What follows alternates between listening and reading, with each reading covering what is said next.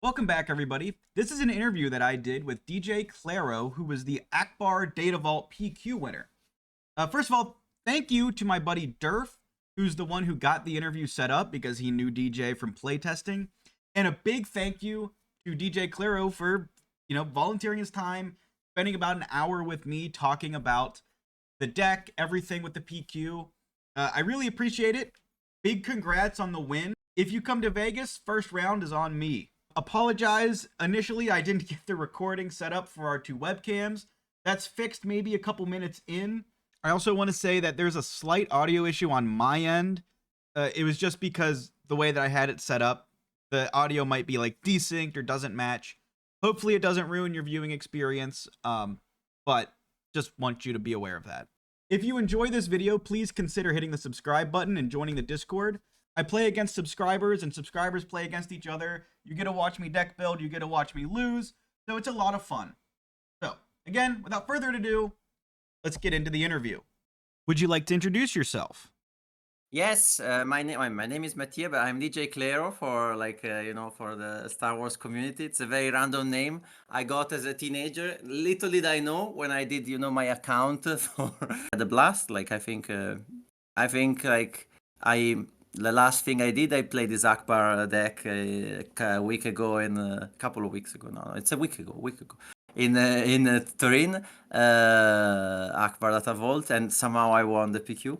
But even before that, I've had like a lot of fun with random brews and like underplayed leaders. I always had like I was a big fan of Chewbacca. For the first in the Spark of Rebellion meta, when everyone was playing Boba, I played almost exclusively Chewbacca. Yes, and then sometimes I get fixed on this kind of leaders.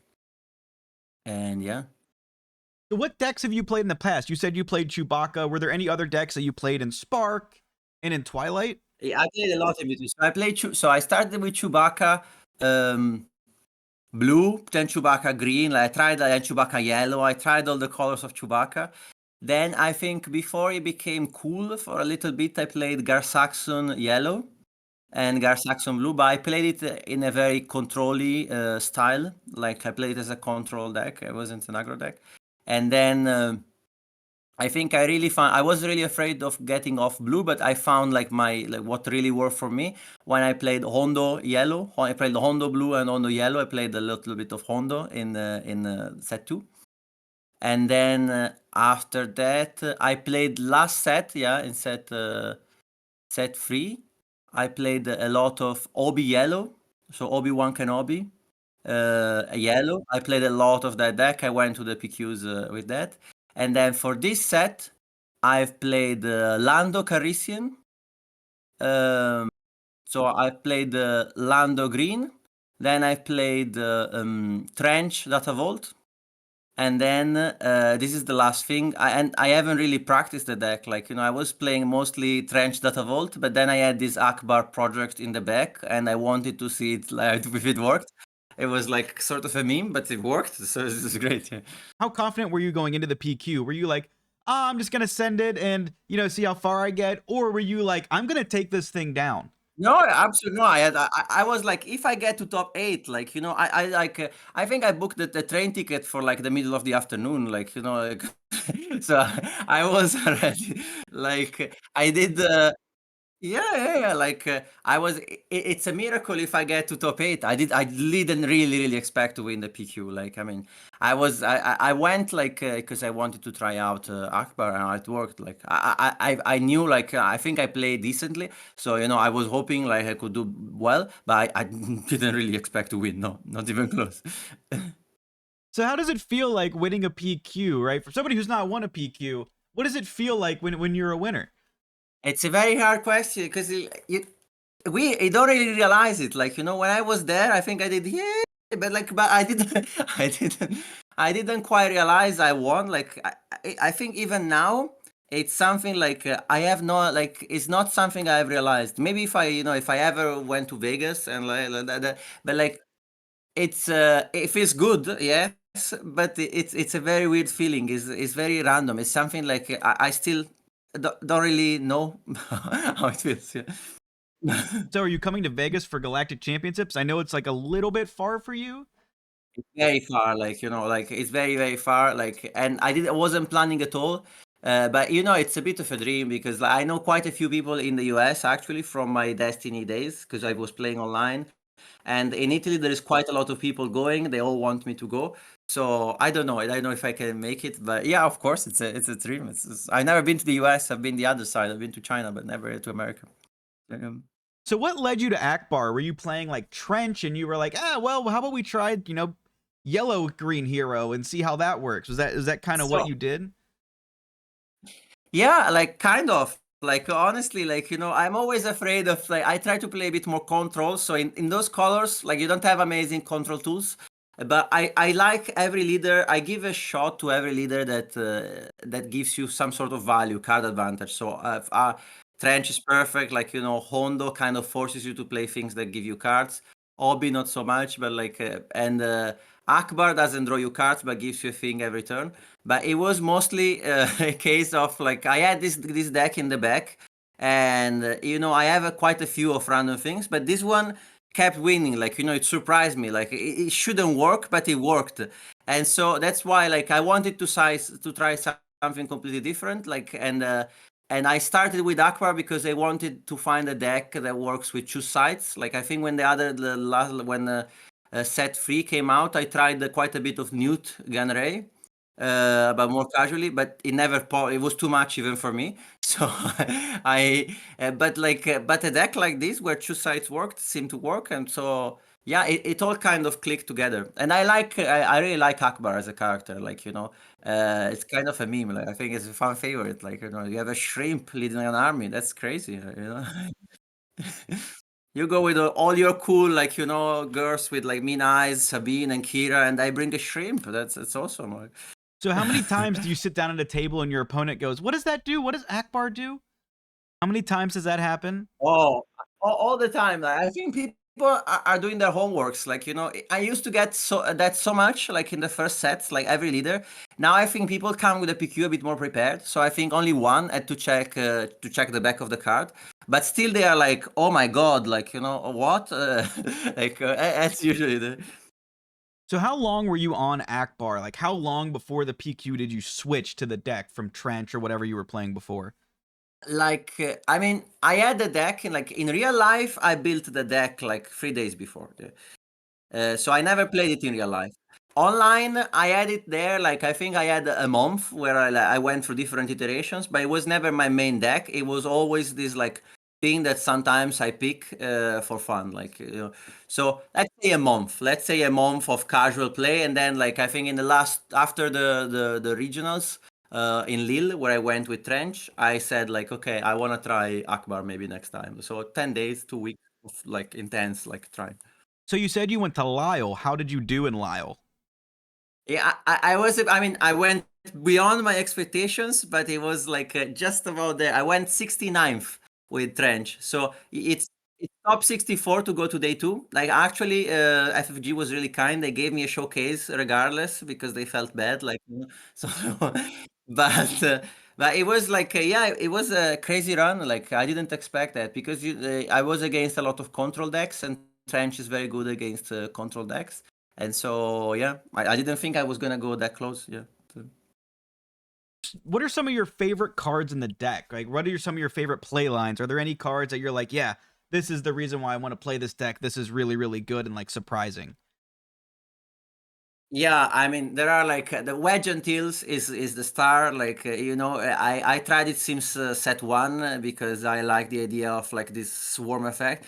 But the fact that FFG changed the rules so that your tokens get keywords, that was a deal breaker. So just like attacking with Akbar, making a token with ambush at the same time because you have wedge, or wedge into timely intervention. I think I've seen like timely intervention seeing more and more play because it's just a good green neutral card. But with wedge, you spam these X-wings and they all have ambush and sentinel at the same time. So it's a really like a cool effect even to watch. I mean, if you really care, you can one shot like an Avenger. But even without that, like you just like take a lot of small ships.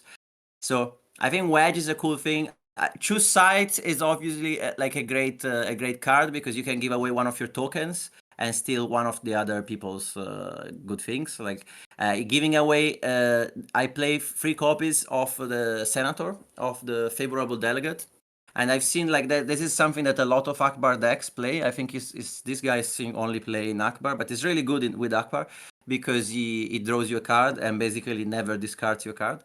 And you give it to the opponent with 2 sides. So not only you stole your best thing, but now if you kill the delegate, they have to choose this card. So that's even more fun.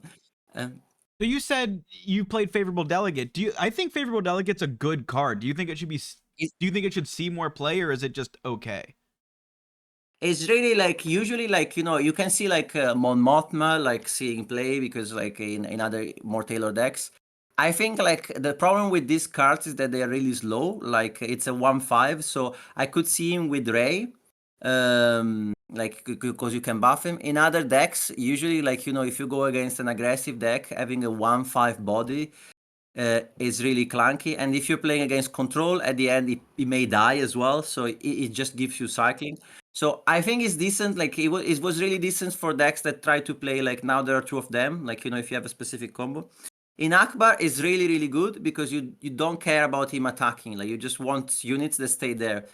If you need to trade with him 1/5, like I mean maybe next set, like if you can stick a saber onto him, then all of a sudden, then yeah. So are there any cards that you thought about that you didn't end up playing, right? That you cut?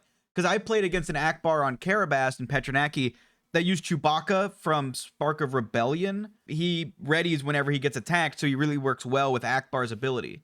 Oh, I mean, like honestly, the thing is like I hadn't even thought about that, like about the Chewbacca. So like I keep hearing people telling me things that are genius with Akbar, and like I can't wait to try them all. Like this one seems really cool. Yeah, of course, because he gives you like it's a bit slow. Like the fact that he has 6 health, with all the things that attack for 6 is probably a bit of a risky meta call, but as a combo, it's really nice. One guy mentioned like.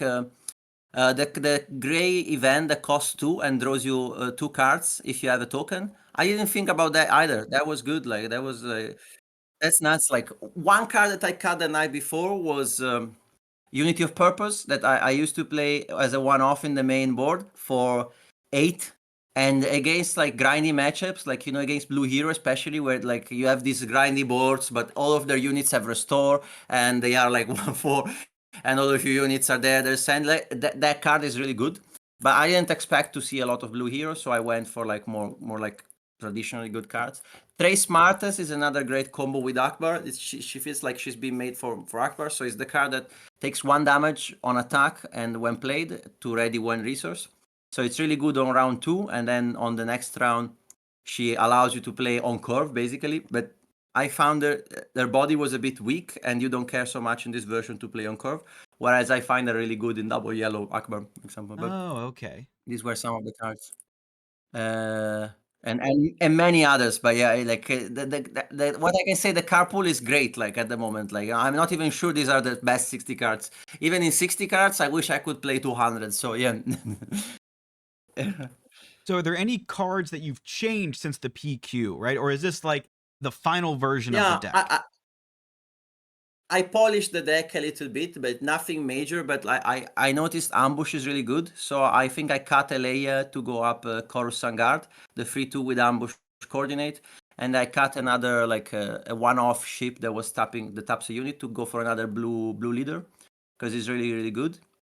And then I included more copies of Confiscate in the side, just to have like, because this is something that you really need. It's good it patches up all the weaknesses of the deck. Confiscate as a card is stunning, and I think I was like there was a card that I wasn't really sold in the side, Clear the Field to against Vader 2. I think I'm trying out Maneuver is a card I'm trying out because it's funny depending on the matchup, very often you're in aggro matches, you are in a different lane, but it's not always the same lane. So against space heavy decks, you can be a lot in the ground lane, whereas against Sabine, you're often like stronger in space. So I think in this deck, outmaneuver, even if you don't have a preferred lane, could work out in certain matches. It's something I want to try out here.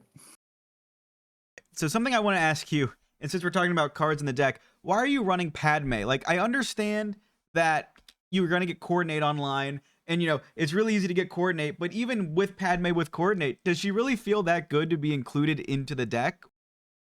Like, if I can go for a small, like, digression, there was a really, really cool deck, the one that got top 64 in Minneapolis. It was Ackbar Colossus, and it was running insane cards. Like, it was running free off of like Frontier Trader. It was running for the Republic. It was running like the 2/4 coordinate get Sentinel, and still he wasn't running Padme, so I can see that like I can see that Padme is a bit of a niche. Like, a small part of the reason is I keep it because of that, because I know it's a meme. Like, I don't want to be like, I want to give it to my friends. I play Padme, but actually it's not just otherwise as much as merciful.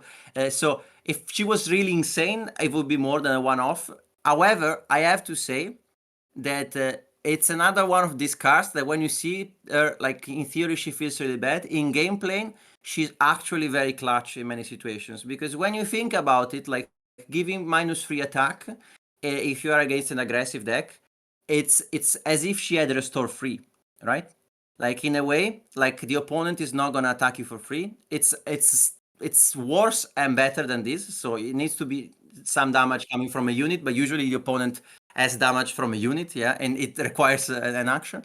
But it can also be used to go for a trade. Like, you can attack that unit with a unit with ambush and not die in response.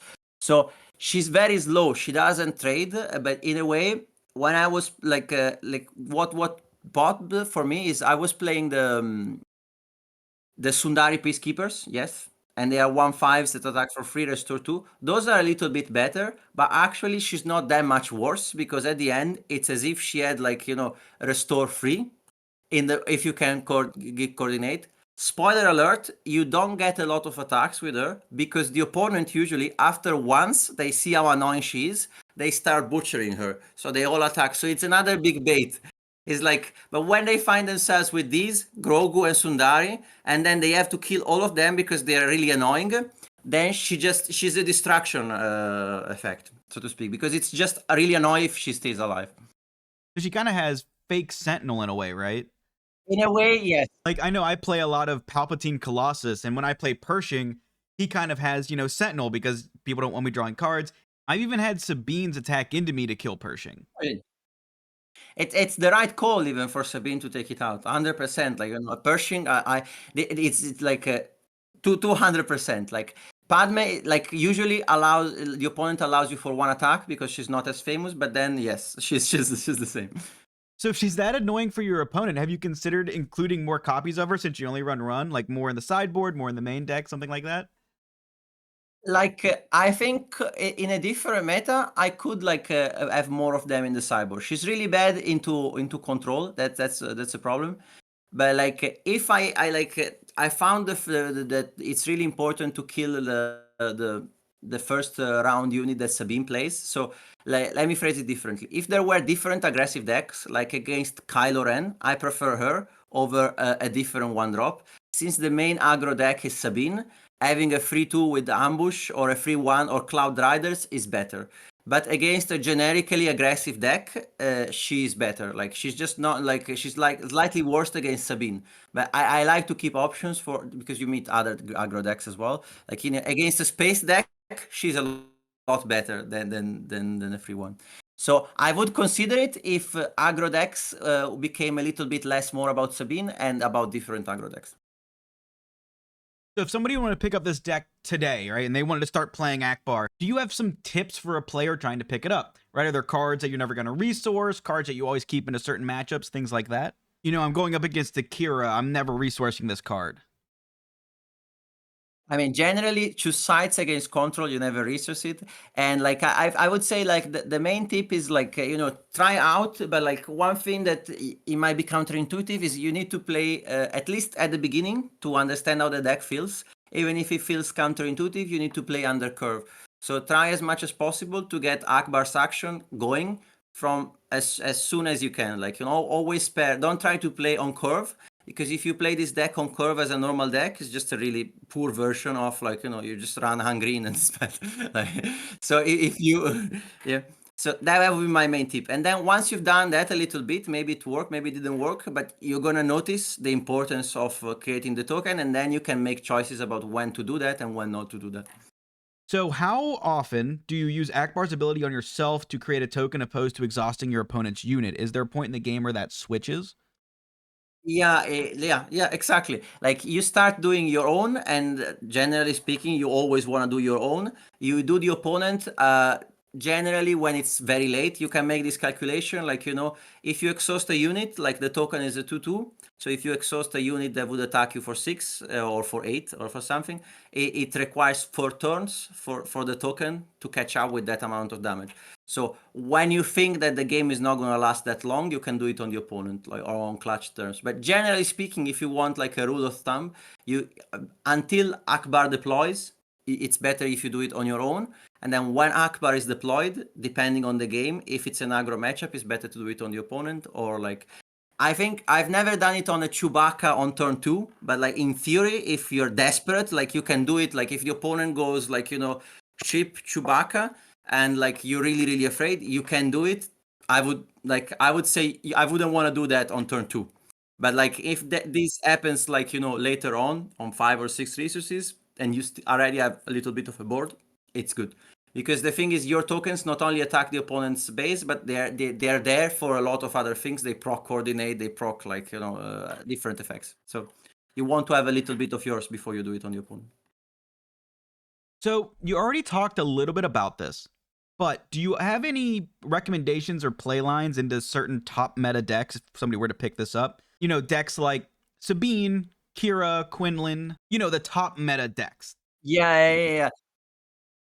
Yeah, sure. Like, I mean, Kira, you need to. So first of all, some of these tips are the same as with any other deck. Like, more or less, Kira. You need to manage the flip, and you need to manage the late game.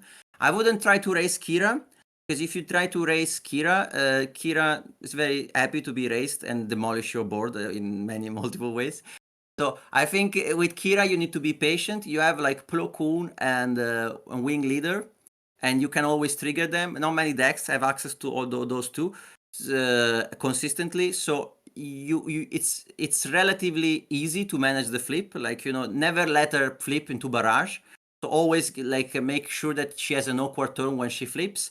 And you can have echo-based defender as well to make sure that like she doesn't have like a flip where she just like flips there, chubs the board, and like, oh my god, that's like, you see, like never let her have an easy life.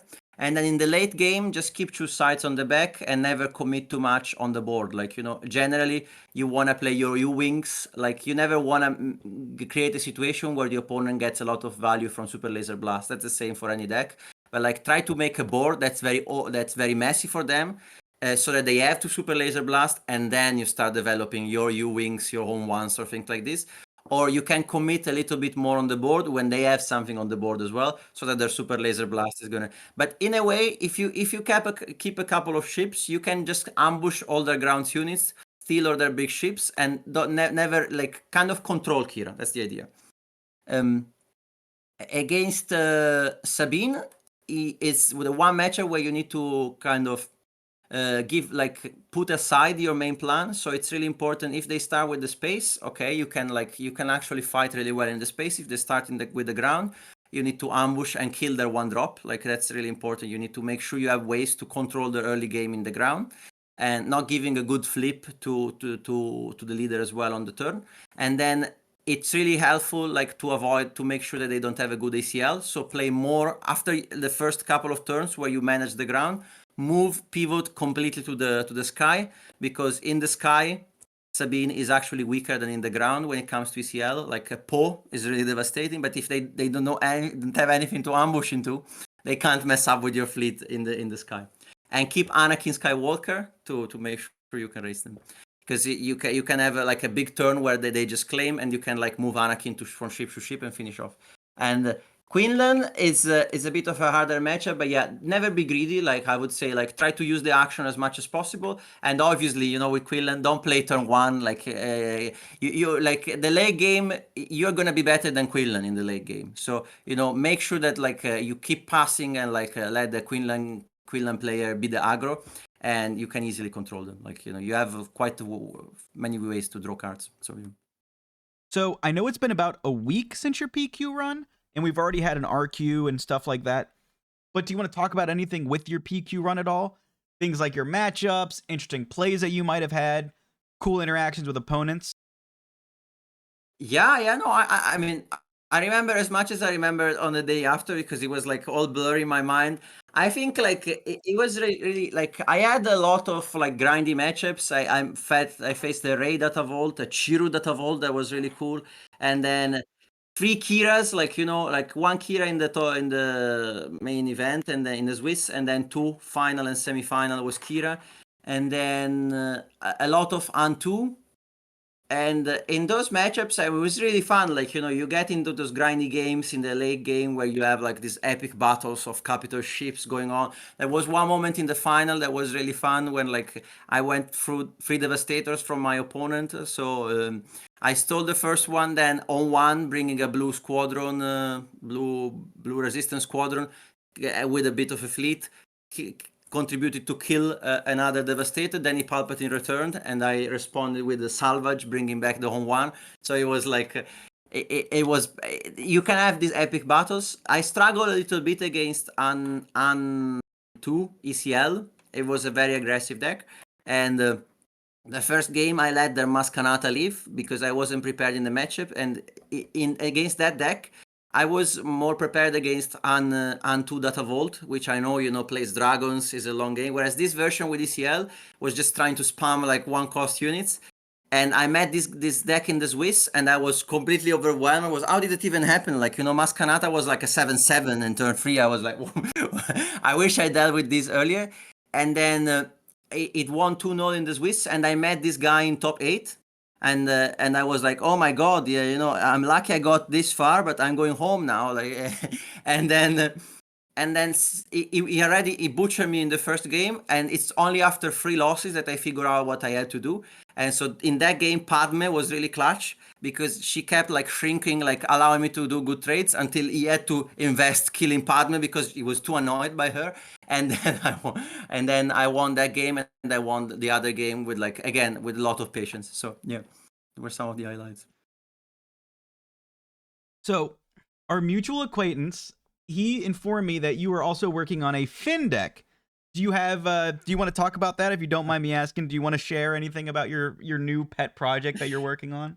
I think no. I can say like I tried a lot of different things on Karabast because I wanted to see like, you know, let's see if anything completely cringe can work. Like I think I have an event in a couple of weeks, and I wanted to see if I can go with something crazy.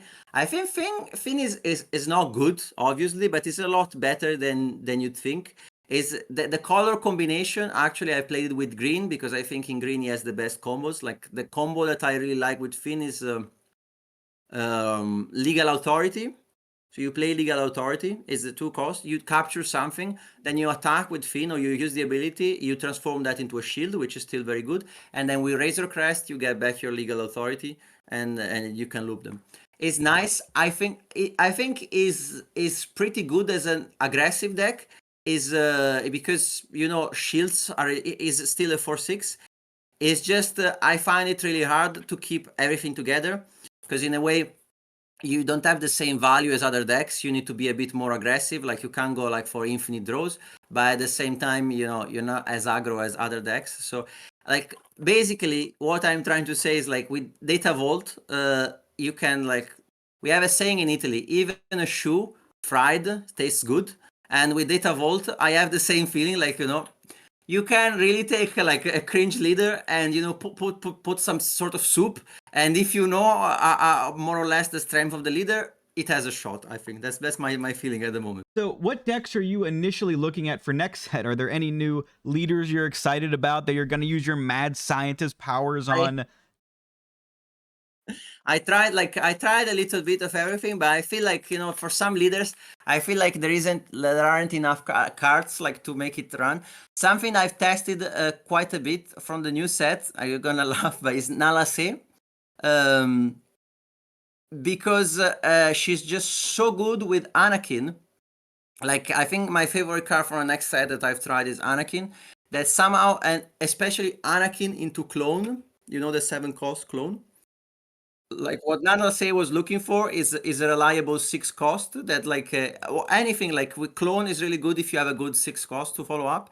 So I don't think like I'm seeing some like crazy combos where like you get the blue base and the 1/4 on round one and they immediately start like dropping like a massive monster. So I don't know if she can survive in a meta like this, but that's a concept that I like. Trying to make work Anakin has been like would be my one of my missions, like, you know, because it's really good if you can have a hero and villain. That's all I have. I appreciate you coming on and doing the interview. Thanks to you. Cheers. Thank you very much. Thank you for the channel. All the best. Thank you. Bye bye. So this next part, me and DJ were talking after, and like an idiot, I already didn't record my audio that well at the beginning, but I didn't record my audio at all for this part. So I'm gonna kind of break it up a little bit, but this was stuff that we talked about after the official interview was over that I thought was cool. He told me I could include it, so I'm gonna include it. But I'll kind of, you know, talk through it a little bit here. Basically, he didn't actually recognize who I was. He thought I was somebody else. So I told him, oh, like, yeah, I'm Mo the Monster. And he was like, and this is what happened. I was no, but really, like, you know, I didn't realize you were more the monster. I didn't like click the connection. Now, of course, the face looks familiar.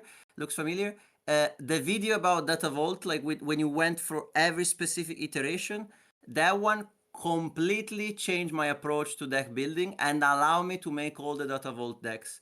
Because I had it saved me a lot of time in testing having the math at my hand. So I used it like as a Bible, and it really worked. So thank you so much for that. Like, you know, it's been amazing. Keep doing this kind of content and even more. I think I'm even subscribed. I'm not a lot on YouTube, but like as you can see, but like when I see a video that really works like this, I have to say it. Thank you so much. Thank you. All right. So basically, you're going to see me talking here, but again, didn't record my own audio.